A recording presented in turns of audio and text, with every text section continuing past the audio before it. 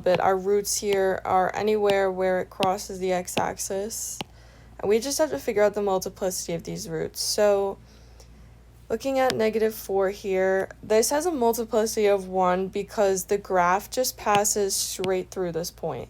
Anytime it passes just straight through, it has a multiplicity of 1. Anytime you see a little bit of a bounce here, that kind of looks like the cubic function bounce, that has a multiplicity of 3. I know this is just a sketch, so it might be a little hard to see. Anytime where you have it curve like this, so it kind of hits and then goes back in the same direction, that has a multiplicity of 2. Here we have it just passing straight through again, so that would have a multiplicity of 1. Here we have another bounce here, so another multiplicity of 2.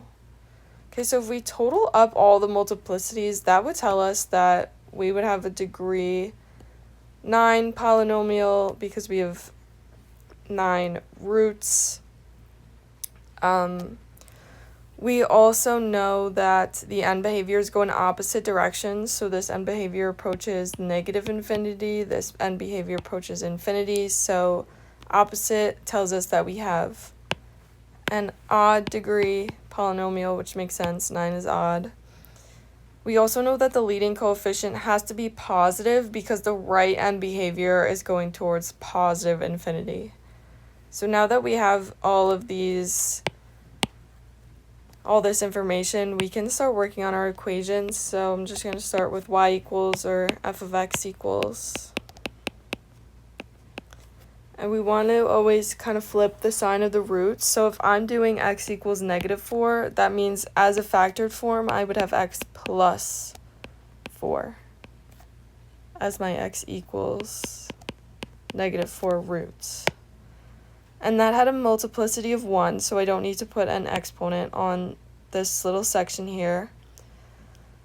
My next root was x equals -2, which means that my factored form would be x plus 2. That had a multiplicity of 3, so that's going to get an exponent of 3. Okay, so my next root was x equals 0, so we don't really need to add plus or minus anything. The multiplicity was 2, so we'd have x squared there. My next root was x equals 2. That means in factored form, it would be x minus 2 with a multiplicity of 1. And lastly, we have x equals 4, so in factored form, that's x minus 4 with a multiplicity of 2, so we add an exponent of 2. And this is fine for our final answer.